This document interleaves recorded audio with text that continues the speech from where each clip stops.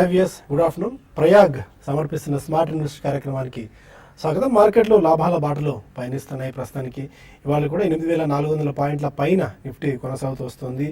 8,450 మార్కుకు చేరువలో వెళ్ళిందని చెప్పుకోవాలి. ఇవాళ ఇంట్రాడే హై 8,445, ఇంట్రాడే లో 8,398.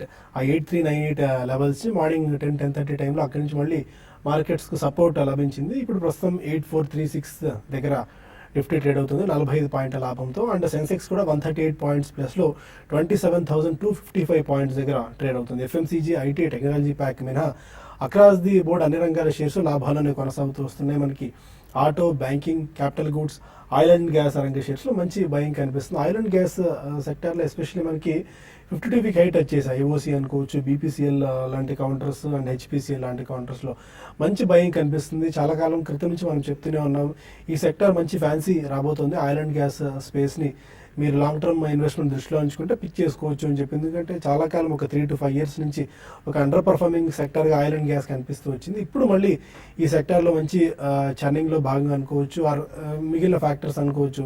చాలా ఫ్యాక్టర్స్ ఆయిల్ అండ్ గ్యాస్ మళ్ళీ ఫ్యాన్సీ దీనిలో మనకు రావడం చూస్తున్నాము. ఇంకా బ్యాంక్ నిఫ్టీ విషయానికి వచ్చినట్టే ఇవాళ 19,002 వరకు ఇవాళ ఇంటర్డే హై టచ్ అవ్వడం చూస్తున్నాము. ప్రస్తుతానికి 18,953 ఆడ్ లెవెల్స్ దగ్గర 18,950 ఆడ్ లెవెల్స్ దగ్గర బ్యాంక్ నిఫ్టీ ట్రేడ్ అవుతూ వస్తుంది. అండ్ మిడ్ అండ్ స్మాల్ క్యాప్స్లో కూడా బయింగ్ ఇంట్రెస్ట్ ఇవాళ ఎమర్జ్ అవుతూ వస్తుంది. మొత్తానికి అయితే ట్రెండ్ ప్రోత్సాహకరంగా ఇవాళ ఉందని చెప్పుకోవాలి. అండ్ 52 వీక్ హైట్ వచ్చేసిన స్టాక్స్లో ఆల్మోస్ట్ 50 స్టాక్స్ దాకా కనిపిస్తున్నాయి. అందులో BEML చాలా అట్రాక్టివ్ కనిపిస్తుంది. BEML చాలా రోజుల నుంచి పాజిటివ్ మొమెంటం ఒకటి మనం కనిపిస్తూ వస్తుంది. భారత్ రసాయన్ ఒకటి, Bharat wires and ropes 105 rupees odd levels దగ్గర ప్రస్తుతం ట్రేడ్ అవుతుంది ఈ stock. BPCL, capital point, CCL products 260, 250 to 280 ఈ లెవెల్స్ దగ్గర చాలా కాలం పాటు కన్సల్టేషన్ అయింది. మేబీ రిజల్ట్స్ మెరుగ్గా ఉంటాయన్న సంకేతాల నేపథ్యంలో CCL ప్రోడక్ట్స్లో మంచి బయింగ్ ఎమర్జ్ అవుతుంది. అందుకే 300 మార్క్ క్రాస్ చేసినప్పటికీ కూడా స్టిల్ ఇందులో పాజిటివ్ యాక్షన్ చూస్తున్నాము. LT ఫుడ్స్ ఒకటి, GMDC, మనకి ఇండస్ఇండ్ బ్యాంక్, మహానగర్ గ్యాస్ కూడా చాలా అట్రాక్టివ్ కనిపిస్తుంది. చాలా రోజుల నుంచి ఈ స్టాక్లో కూడా పాజిటివ్ మొమెంటం కొనసాగుతుంది. NMDC, SAIL, Shri Pushkar chemicals, Tata communications ఇవాళ 5 to 6% దాకా జంప్ రావడం చూస్తున్నాము. మంచి రిజల్ట్స్ ఉన్న నేపథ్యంలో ఆల్మోస్ట్ మనం if I'm not wrong 500 to 525, 550 odd లెవెల్స్తో చాలాసార్లు రికమెండ్ చేశాం టాటా కమ్యూనికేషన్స్ని. ఇప్పుడు 700 మార్క్ను టాటా కమ్యూనికేషన్స్ క్రాస్ చేసింది. అండ్ స్టాక్ స్పెసిఫిక్ యాక్షన్ ఎక్కువగా ఉంది. ఇవాళ అజంతా ఫార్మా ఒక బజింగ్ స్టాక్గా చెప్పుకోవాలి. ఎందుకంటే USFDA అలర్ట్ వచ్చింది, వాళ్ళ ప్లాంట్ ఇంపోర్ట్ అలర్ట్ వచ్చిందని చెప్పి సడన్గా న్యూస్ ఒకటి వచ్చింది. అయితే మార్కెట్ బాగా ఎస్పెషల్లీ స్టాక్ 15% దాకా క్రాక్ అయిన తర్వాత అది USFDA అలర్ట్, ఇంపోర్ట్ అలర్ట్ మొత్తం ప్లాంట్ కాదు, ఒక డ్రగ్కి మాత్రమే ఆయన కంపెనీ స్టేట్మెంట్ ఇచ్చిన నేపథ్యంలో 10% దాకా మళ్ళీ రికవరీ. స్టిల్ ఇప్పటికీ 4 to 5% డౌన్తో అజంతా ఫార్మా స్టాక్ ట్రేడ్ అవుతుంది. దివీస్ ల్యాబ్స్ మరొక ఇయర్లీ లో టచ్ చేసింది 676 రూపీస్, 52 వీక్ లో. ఇది ఇంకా పతనం ఏ స్థాయిలో ఉంటుందనేది దివీస్ ల్యాబ్స్లో మనం ఊహించలేని పరిస్థితి కొనసాగుతుంది. అండ్ HDFC బ్యాంక్ వాళ్ళ మీనింగ్ఫుల్ రిజల్ట్ ప్రకటించింది. నెట్ ప్రాఫిట్ ఆల్మోస్ట్ 15% దాకా జంప్ మనకు కనిపించింది. అందుకే ఈ స్టాక్ స్టిల్ 1.6% ప్లస్లో 1265 దగ్గర ఈ స్టాక్ ట్రేడ్ అవుతుంది. ఇంకా షుగర్ స్టాక్స్లో ఎస్పెషల్లీ మనకి పొన్ని షుగర్స్, ప్యారిస్ షుగర్స్ లాంటి కౌంటర్స్ 10 నుంచి 15% దాకా వాళ్ళ జంప్ రావడం మనం చూస్తున్నాం.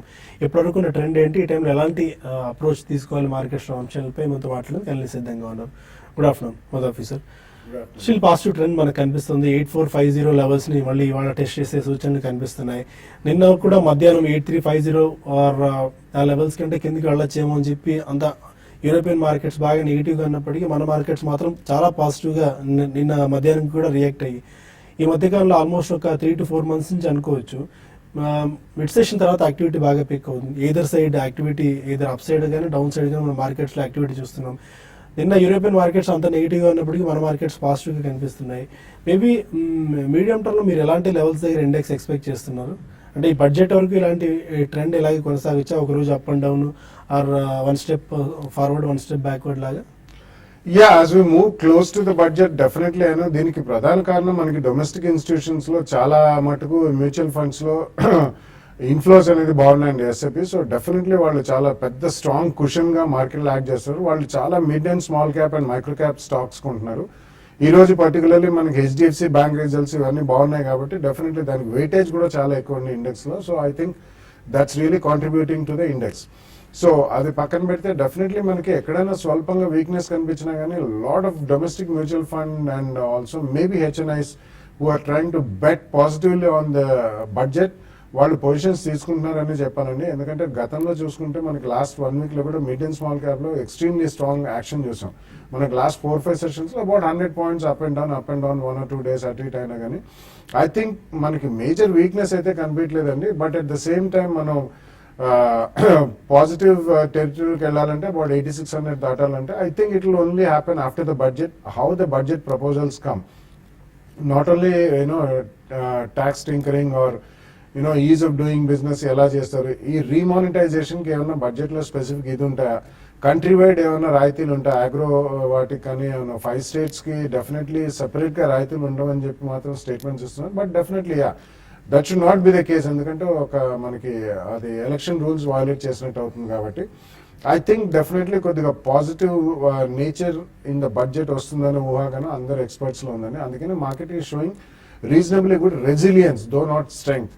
బట్ పోస్ట్ బడ్జెట్ మనకు ఒక డెఫినెటివ్ ట్రెజెక్టరీ అనేది కనిపిస్తుంది. అది ఇట్స్ అప్ ఆర్ మేబీ ఒక షార్ప్ డిప్ తీసుకుని అంతగా మనం అనుకున్నంత ఆశాజనకంగా లేదు బడ్జెట్ అనేది, అది కూడా టెంపరీ ఉంటుంది. But ultimately fundamentals only define the stock prices అని మనం చెప్తుంటాం కాబట్టి ఈ రిజల్ట్ సీజన్ అయిన తర్వాత మనకి బడ్జెట్ ప్రపోజల్స్ ఎట్లా ఉంటే దాని తర్వాతనే మేజర్ బ్రేక్అవుట్ అనేది అప్ ఆర్ డౌన్ వచ్చే ఛాన్స్ మనకు కనిపిస్తుంది. But till then I think one can definitely wait. Small and mid caps లో definitely where the balance sheets are strong and visibility of business is there, అందులో తప్పకుండా కొద్దిగా ఎక్కడ weakness కనిపిస్తే అక్కడ కొద్దిగా కొనుక్కోవచ్చు. ఓకే, టెక్నికల్ పిక్చర్ ఎలా ఉంది? ఎందుకంటే 8450 ఇమీడియట్ మనకి ఇది కనిపిస్తుంది. ఎందుకంటే ఇప్పుడు యూరోపియన్ మార్కెట్స్ ఓపెన్ అవుతున్నాయి 0.1 నుంచి 0.3%, మేబీ ఫ్లాట్ ఓపెనింగ్ ట్రెండ్ మనం యూరోపియన్ మార్కెట్స్ నుంచి కూడా చూస్తున్నాం. సో టెక్నికల్ గా ఓవరాల్ గా చూస్తే కనుక మార్కెట్ అప్ ట్రెండ్ లోనే ఉంది. లాస్ట్ 2-3 రోజులుగా చూస్తే కనుక ఒక స్వల్ప కరెక్షన్ 8460 నుంచి 83 వరకు ఒక మైనర్ కరెక్షన్ అనేది మనం చూసాము. ఫస్ట్ ఆ సపోర్ట్ లెవెల్స్ దగ్గర నుంచి నిన్న ఇవాళ రీబౌండ్ అవడం చూస్తుంటే మార్కెట్ లో కొంచెం స్థిరంగానే ఉందనుకోవచ్చు. కాకపోతే లాస్ట్ 1 వీక్ గా చూస్తే కనుక కొంచెం హై లెవెల్లో కన్సాలిడేషన్, కొంచెం టెక్నికల్ ఓవర్ బాట్ పొజిషన్ ని అడ్జస్ట్మెంట్ అనేది జరగడం మనం చూస్తున్నాము. అలాగే ఎఫ్ఐ యాక్టివిటీ కూడా చూస్తే కనుక నిన్న మళ్ళీ కొంచెం ఈక్విటీస్ లో బయింగ్ లోకి రావటము, అలా ఇండెక్స్ ఫ్యూచర్స్ లో స్వల్ప బయింగ్ లో ఉండడంతో మార్కెట్ లో కూడా కొంచెం స్థిరంగా కనిపిస్తుంది. అలాగే రేపు ఎల్లుండి డెరివేటివ్స్ ఉంది కాబట్టి మనకి వాళ్ళ మార్కెట్ మూవ్మెంట్ చూస్తుంటే కనుక షార్ట్ కవరింగ్ జరుగుతోంది. సో హెవీగా షార్ట్ పొజిషన్స్ ఉన్నట్టున్నాయి లాస్ట్ 1 or 2 weeks వచ్చిన మైనర్ కరెక్షన్ లో. అవన్నీ కరెక్షన్ తోటి మనకి మార్కెట్ కొంచెం షార్ట్ కవరింగ్ కూడా వస్తుంది. So on the whole market చూస్తుంటే కనుక ఇంట్రాడే నిఫ్టీ 8440 దగ్గర రెసిస్టెన్స్ కనిపిస్తుంది. ఒకవేళ 8440 పైన కనుక కాసేపు ట్రేడ్ అయిందంటే మటుకు మార్కెట్ ఫర్దర్ అప్ ట్రెండ్ 8500 వరకు వెళ్ళే అవకాశాలు కనిపిస్తోంది. అలాగే దిగువన 8400 దగ్గర సపోర్ట్ కనిపిస్తుంది. దాని కింద కనుక ట్రేడ్ అవుతే ఇంట్రాడే షార్ట్ పొజిషన్ తీసుకోవచ్చు. ఈ 8400 కీలకమైన రెసిస్టెన్స్ ఉంది. ఎందుకంటే నిన్న కరెక్ట్గా ఆ లెవెల్ దగ్గరికి వెళ్ళి దాని కింద క్లోజ్ అవటము, ఇవాళ ఆ లెవెల్ పరీక్షించి దానిపైన ట్రేడ్ అవటము, రెండో రోజు ఖచ్చితంగా మార్కెట్ నిలబడాలి. ఒకవేళ కనుక 8400 కింద క్లోజ్ అవుతే మటుకు మార్కెట్లో ఒక షార్ట్ టర్మ్ కన్సాలిడేషన్ మళ్ళీ వచ్చే అవకాశాలు కనిపిస్తుంది. కానీ 8300 మేజర్ సపోర్ట్ పైన ఉన్నంతసేపు మేజర్ ట్రెండ్, అండర్లైనింగ్ ట్రెండ్ ఇంకా బులిష్ అనుకోవచ్చు. అలాగే బ్యాంక్ నిఫ్టీ 19000 దగ్గర నిన్న ఇవాళ తీవ్రమైన పరీక్ష చూస్తున్నాము. ఒకవేళ ఇవాళ కనుక మార్కెట్ బ్యాంక్ నిఫ్టీ కనుక 19000 పైన కనుక క్లోజ్ అయిందంటే మళ్ళీ బ్యాంక్ స్టాక్స్ లో ఒక రిలీఫ్ ర్యాలీ వస్తుంది. అలా కాకుండా వాళ్ళు 19000 కిందే కనుక క్లోజ్ అవుతే బ్యాంక్ స్టాక్స్ లో కూడా మళ్ళీ ఒక కరెక్షన్ కానీ కన్సాలిడేషన్ కానీ మొదలయ్యే అవకాశాలు కనిపిస్తుంది. సో ఇవాళ మార్కెట్ 8400 పైన నిలబడుతుందా బాగా స్ట్రాంగ్ గా, అలాగే నిఫ్టీ బ్యాంక్ నిఫ్టీ 19000 పైన క్లోజ్ అవుతుందా లేదా అనేది నెక్స్ట్ షార్ట్ టర్మ్ డైరెక్షన్ కి ఇవే ట్రిగర్ పాయింట్స్. ఓకే, కొంతమంది కాలర్స్ లైన్ లో ఉన్నారు. ఫస్ట్ కాల్ హైదరాబాద్ నుంచి Karthik. Good afternoon sir. Good afternoon, చెప్పండి సార్. నేను ఐటీసీ 230 లో హోల్డ్ చేస్తున్నాను అండ్ వినాల్ కెమికల్ 70 రూపీస్ లో హోల్డ్ చేస్తున్నాను. మీరు ప్రస్తుతం హోల్డ్ చేస్తే ఎగ్జిట్ అవ్వచ్చు సార్. నేను చెప్పింది ఐసిఐసిఐ ఐటీసీ 230 లో sir. ICICI 230. Okay, first ITC ITC okay. ITC చూస్తే కనుక 230 నుంచి మనం ఒక అప్ ట్రెండ్ బిగిన్ అవడం మనం చూసాము. 230 దగ్గర బాగా కన్సాలిడేషన్ జరిగింది. అక్కడే కొంచెం సపోర్ట్ తీసుకొని పెరగటం మనం చూసాము. సో ఇటీవల కరెక్షన్ లో కరెక్ట్ గా ఒక మద్దతు లెవెల్ దగ్గర మీరు మంచి బయింగ్ పాయింట్ కూడా బై చేశారు. మన అప్ ట్రెండ్ కంటిన్యూస్గా వస్తూ ఇంచుమించు 260 వరకు రావడం మనం చూస్తాం. ఈ లెవెల్లో ఉంచచ్చా అంటే ప్రాఫిట్ బుకింగ్ చేయొచ్చు అంటే ఈ లెవెల్లో ప్రాఫిట్ బుకింగ్ చేయొచ్చు అనిపిస్తుంది. ఎందుకంటే ఆల్మోస్ట్ ఒక 10-15% వరకు ప్రాఫిట్స్లోకి రావడం మనం చూస్తున్నాము. అలాగే 260 దగ్గర చాలా స్ట్రాంగ్ రెసిస్టెన్స్ ఉంది. మొన్న నవంబర్ ఫస్ట్ వీక్లో హై కూడా 260 దగ్గర ఉంది. కాబట్టి ఇక్కడ షార్ట్ టర్మ్ ఫర్దర్గా పెరగాలన్నా కూడా ఇక్కడ షార్ట్ టర్మ్లో కన్సాలిడేషన్ కానీ కరెక్షన్ కానీ వచ్చే అవకాశం ఉంది. ట్రెండ్ పాజిటివ్గా ఉంది. 260 బ్రేక్ అయ్యి దానిపైన క్లోజ్ అవుతే నెక్స్ట్ టార్గెట్ 280. బట్ ఒకవేళ ఇవాళ రేపు చూడండి 260 లెవెల్స్ కనుక అధిగమించకపోతే ఈ లెవెల్ మీరు ప్రాఫిట్ బుక్ చేయొచ్చు. చీరాల నుంచి వెంకటేశ్వర్లు మరొక సార్ నమస్తే బాలా గారు. క్యాపిటల్ గెయిన్స్ అనేది 1 year నుంచి 3 years పెంచుతామని ఒక రూమర్ అనేది వస్తుంది మార్కెట్ లో. ఒకవేళ కనీసం 2 ఏళ్ళు చేసినా కూడా ఇంపాక్ట్ అయింది, మార్కెట్ క్రాష్ అవడానికి అవకాశం ఉంటుందా? బడ్జెట్ వస్తుంది కాబట్టి ఒక 2 స్టాక్స్ రికమెండ్ చేయమని కోరుతున్నాను. మనం వెరీ షార్ట్ టర్మ్ బడ్జెట్కి బాగా రికమెండ్ చేయరండి స్టాక్స్. మనం పదే చెప్తూనే ఉన్నాం. ఓన్లీ లాంగ్ టర్మ్ బెట్స్ మాత్రమే ఆయన రికమెండ్ చేస్తారు. ఇప్పటికి దీపావళి కొన్ని స్టాక్స్ రికమెండ్ చేశారు. బట్ ఈ లాంగ్ టర్మ్ క్యాపిటల్ గెయిన్స్ అనేది మనం గతంలో డిస్కస్ చేసే విధానం పాజిటివ్ అవుతుంది ఆ రకంగా. ఎందుకంటే కొద్దిగా డబ్బు మార్కెట్లో ఇంకా నిలిచే ఉంటుంది కాబట్టి, ఎందుకంటే ట్రేడింగ్ యాక్టివిటీ కూడా కొద్దిగా తగ్గి, అంటే ఎవరైతే మార్కెట్లో 1 year హోల్డ్ చేద్దాం అనుకుంటే వాళ్ళు 2 years హోల్డ్ చేస్తారు. అంటే ఫ్లో కొద్దిగా తగ్గే అవకాశం కూడా ఉంటుంది. కాబట్టి ఎలాంటి ఇది రిపర్కషన్స్ ఉండొచ్చు. 2 or 3 years చేసినా కానీ డెఫినెట్లీ ఇప్పుడు నీజర్క్ రియాక్షన్స్ అనేది మార్కెట్లో డెఫినెట్లీ ఉంటుంది. ఎందుకంటే ఇది directly effect stock markets. So అటువంటిప్పుడు ఏదైనా పడితే definitely one should buy in to the market అండి. ఎందుకంటే ఇప్పుడు మనకి ఈవెన్ ఎఫ్ఐఎస్ ఇన్ఫ్లో కానివ్వండి, డొమెస్టిక్ ఇన్స్టిట్యూషన్స్ కానివ్వండి, వాళ్ళది ట్రేడింగ్ యాక్టివిటీ అనేది చాలా తక్కువ ఉంటుంది. హెడ్జ్ ఫండ్స్ అనే వాళ్ళది it's called fiat money. So they are maverick traders అంటాం మనం. So they book profits. వాళ్ళకి లాంగ్ టర్మ్ క్యాపిటల్ గెయిన్స్ తో అసలు సంబంధమే లేదు. ఎందుకంటే వాళ్ళు షార్ట్ టర్మ్ క్యాపిటల్ గెయిన్స్ ఎప్పటికప్పుడు పే చేసి వాళ్ళు అప్ అండ్ డౌన్ ఆడుతుంటారు. Algorithmic tradings and high frequency trading అని కూడా ఉంటుంది. So long term capital gains ఒకవేళ 2 years చేసినా 3 years చేసినా మార్కెట్లో షార్ప్ డిప్ క్రాష్ అయ్యే ఛాన్స్ ఎంత ఉంది? డెఫినెట్లీ మార్కెట్ విల్ రియాక్ట్ అండి. అది క్రాష్ అంటామా ఏమంటాం అనేది honestly I really do not know. ఎందుకంటే ఒక 10% మార్కెట్లో కరెక్షన్ అనేది సహజం, అంటే ఇండెక్స్ పరంగా. అండ్ డెఫినెట్లీ స్టాక్ పరంగా ఒక 15-20% ఎప్పుడైనా కానీ పడే ఛాన్స్ ఉంది. బట్ ఒకటే గుర్తుపెట్టుకోండి, ఎప్పుడైనా కానీ ఎఫ్ఐఎస్లు కూడా లాంగ్ టర్మ్ పెన్షన్ ఫండ్స్ అంటారు. They usually buy stocks for 3 years, 4 years, 5 years or 5 years plus కూడా కొనేవాళ్ళు ఉంటారు. అటువంటి వాళ్ళకి అది అబ్సల్యూట్లీ గోల్డెన్ ఆపర్చునిటీ అని చెప్పుకోవాలి. Or even domestic long only funds అని కూడా ఉంటాయి. సో డెఫినెట్లీ అది ఒక ఆపర్చునిటీగా తీసుకోండి. Do not be worried about it, don't be scared of it.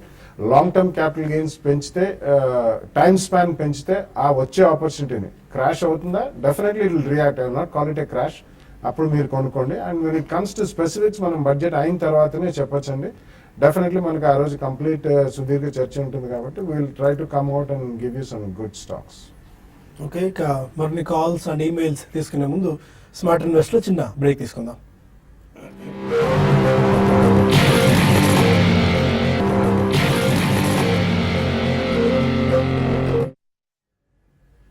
Welcome back to smart investor. మరో కాలర్ రమేష్ ఉన్నారు. అయ్యో రమేష్ సార్ నమస్కారం. సార్ నమస్కారం అండి, చెప్పండి. రమేష్ గారు. బాలగారి క్వశ్చన్ అండి. బాలగారు నమస్కారం సార్. నమస్కారం అండి, చెప్పండి. బాలగారు, గ్రాన్యూల్స్ ఇండియా నా దగ్గర 400 shares ఉన్నాయండి. 57% ప్రాఫిట్ లో ఉన్నాను. అది నేను ఉంచుకోమంటాను లాంగ్ టర్మ్ కోసం. ఇప్పుడు తీసుకున్నాను. అంటే ఫార్మా బాగోదని వసంత్ గారు అంటున్నారు కదా కొన్ని రోజుల వరకు. మరి బయటకు వచ్చేయమంటారా, వచ్చేసి ఏమన్నా తీసుకోమంటారా? చెప్పండి సార్. గ్రాన్యూల్స్ 57% ప్రాఫిట్ లో ఉన్నారు. Definitely you should take some profits off the table అండి. ప్రాబ్లీ అట్లీస్ట్ 50% అమ్మేసి you should shift out to some other counters. అంటే ఒకళ్ళు చెప్పినా చెప్పకపోయినా ఈ rules and regulations of the US ఎఫ్డిఏకి మన వాళ్ళు చాలా మంది, ఈ రోజు మార్నింగ్ కూడా చూసాం అజంతా ఫార్మాది, సబ్సిక్వెంట్లీ వాళ్ళు మొత్తం ప్లాంట్ మీద ఇంపోర్ట్ అలర్ట్ కాదు, only one specific drug without clearance అమ్మారని చెప్పి వచ్చిన వార్తలతో కొద్దిగా రికవర్ అయింది. సో ఇటువంటి రెగ్యులేటరీ ఇష్యూస్ ఎప్పుడు కూడా ఫార్మా కంపెనీస్ ఉండనే ఉంటాయండి. సో ఇది మనం ఎప్పుడైనా కానీ when we buy some stocks which are subject to some regulatory hassles, అదొకటి గమనించాలి. 57% ప్రాఫిట్లోనే I think definitely you should book some profits అండి. కొద్దిగా ప్రాఫిట్ బుక్ చేసి వేరే సెక్టర్లో ఎక్కడైతే రెగ్యులేటరీ ఆస్పెక్ట్ అంత పీడించుకు తినదో అటువంటి సెక్టర్లో కొద్దిగా ఇన్వెస్ట్ చేయండి. ఒక 200 ఉంచండి. క్లియరెన్సెస్ మళ్ళీ ఫాస్ట్గా వస్తే probably you will make your money back. Already ప్రాఫిట్లో ఉన్నారు కాబట్టి nothing to worry about. Karnataka నుంచి విజయలక్ష్మి మన కాలం. సాయి గారు గుడ్ ఆఫ్టర్నూన్ అండి. గుడ్ ఆఫ్టర్నూన్ అండి, చెప్పండి. బాలా గారు నమస్తే సార్. నా నమస్కారం దగ్గర Yes bank and Axis bank ఉన్నాయండి.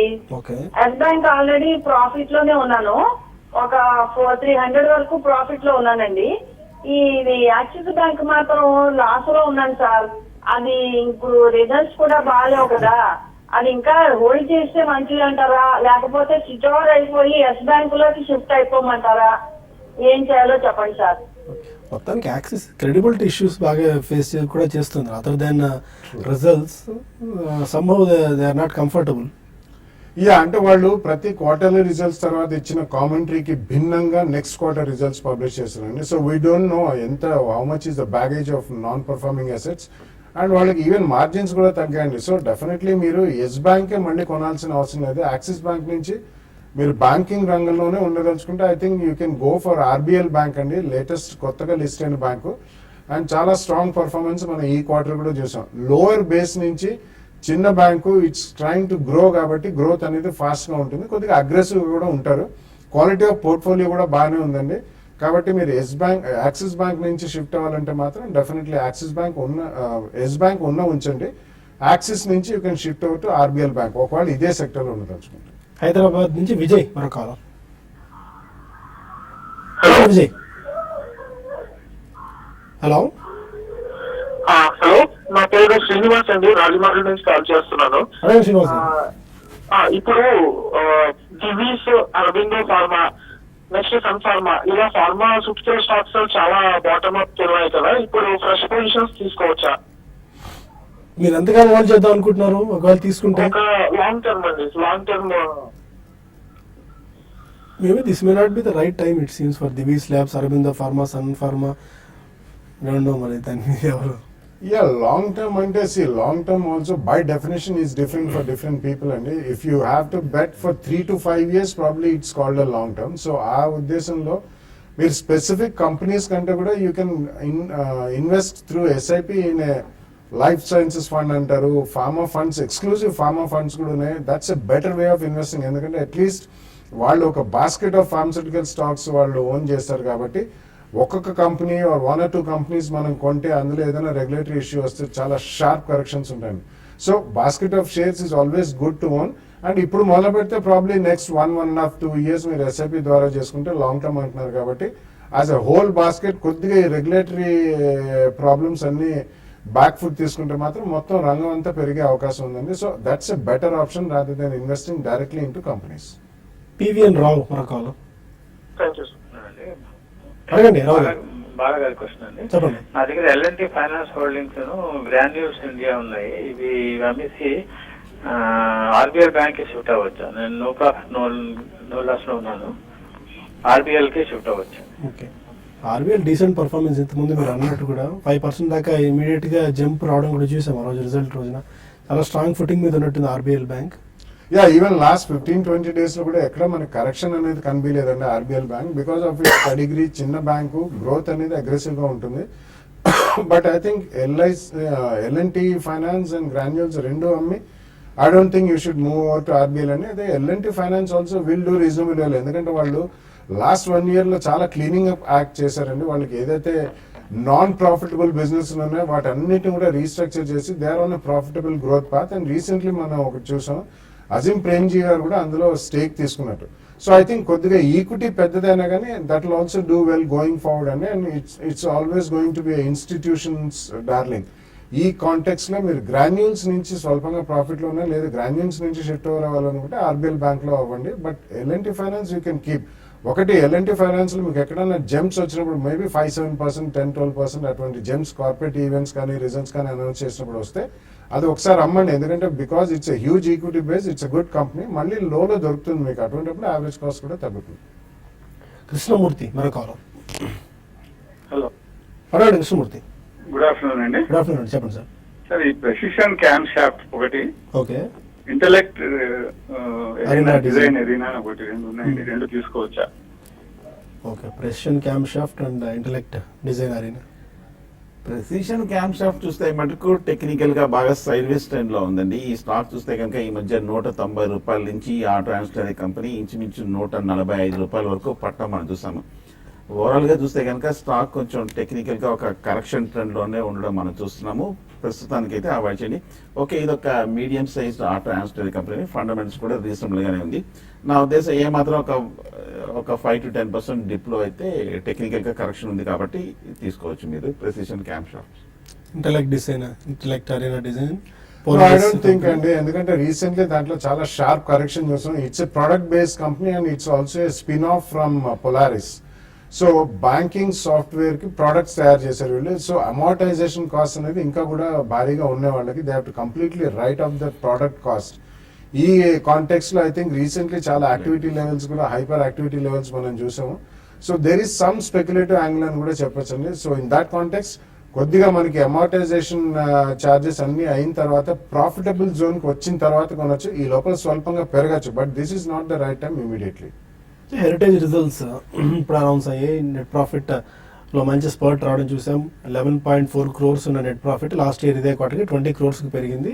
దీంతో హెరిటేజ్ ఫుడ్స్ స్టాక్ 2.5% దాకా పెరిగి 965 rupees ఆర్డ్ లెవెల్స్ దగ్గర ప్రస్తుతం ట్రేడ్ అవుతుంది. అండ్ 1 or 2 మెయిల్స్ తీసుకుందాం, మనకు సమయం మించిపోతుంది కాబట్టి. రాము అడుగుతున్నారు, వినైల్ కెమికల్స్ 72 rupees లో పర్చేస్ చేశారు, హోల్డర్ ఎగ్జిట్. వినైల్ కెమికల్స్ అయితే హోల్డ్ చేయండి. ఇంచుమించు మీరు కొన్న రేట్లోనే ఉంది. గత 6 నెలలుగా చూస్తే కనుక ఈ స్టాక్ కొంచెం అండర్ పెర్ఫార్మ్ చేస్తుంది అనుకోవచ్చు. టెక్నికల్ గా చూస్తే కనుక వినైల్ కెమికల్స్ సైడ్ వేస్ ట్రెండ్ లో ఉంది. కాకపోతే ఇప్పుడే ఈ లాస్ట్ 2-3 weeks కానీ చూస్తే కనుక ఒక మైనర్ అప్ ట్రెండ్ చూస్తున్నాము. ఒక 60 రూపాయలు సపోర్ట్ తీసుకొని ఈ కెమికల్ స్టాక్ ఇప్పుడే కొంచెం పెరుగుతాడు మనం చూస్తున్నాము. ప్రస్తుతం అయితే హోల్డ్ చేయండి. ఫండమెంటల్ గా చూస్తే కనుక ఇంకా ఈ కంపెనీ వాల్యుయేషన్స్ కూడా పర్వాలేదు, బట్ ఇది ఒక small sized chemical company. So ప్రస్తుతానికి హోల్డ్ చేయండి. నా ఉద్దేశం అయితే ఒక 80 లెవెల్కి వస్తే కనుక మీరు ప్రాఫిట్ బుక్ చేసి ఎగ్జిట్ అవ్వచ్చు. వర్ధన్ మెయిల్ చేశారు, BHEL 128 rupees లో తీసుకున్నారు. లాంగ్ టర్మ్ గురించి హోల్డ్ చేద్దాం అనుకుంటారు, హోల్డ్ చేసుకోవచ్చా BHEL? లో రేట్ లో తీసుకున్నారండి. ఈ మధ్య స్టాక్ చూస్తే కనుక లాస్ట్ 1 year గా బాగా పడుతూ వచ్చింది. 300 రూపాయల నుంచి 100 రూపాయల వరకు పడి, అలాగే ఈ మధ్య కాలంలో 120 రూపాయల దగ్గర సపోర్ట్ తీసుకొని ఒక స్ట్రాంగ్ లాంగ్ టర్మ్ బేస్ కూడా ఏర్పరచుకుంది. బట్ ఇమ్మీడియట్ గా పాజిటివ్ గా కొంచెం అండర్ పెర్ఫార్మ్ చేసినప్పటికీ పెద్ద మేజర్ డౌన్ సైడ్ థ్రెట్ కనిపించట్లేదు. టెక్నికల్ గా స్లోగా బెరిష్ ట్రెండ్ నుంచి కూడా బయటపడుతోంది. లాంగ్ టర్మ్ కన్సాలిడేషన్ అయ్యి లాంగ్ టర్మ్ ట్రెండ్ కూడా ప్రిపేర్ అవుతుంది కాబట్టి హోల్డ్ చేయండి. ఏదైనా కొంచెం పాజిటివ్ న్యూస్ వచ్చిందంటే కనుక ఇక నుంచి పెరిగే అవకాశాలు కనిపిస్తుంది లాంగ్ టర్మ్ లో. ఓకే, ప్రస్తుతం మనకు TV5 న్యూస్ లో సమయం మించిపోతుంది. TV5 మనీలో కలుద్దాం యూట్యూబ్ వేదిక ద్వారా. అక్కడ మరిన్ని కాల్స్ అండ్ ఈమెయిల్స్ కూడా తీసుకుందాం. ఆ తర్వాత షోలో TV5 మనీ షోలో శేషు గారు కూడా జాయిన్ అవుతారు. Stay with us.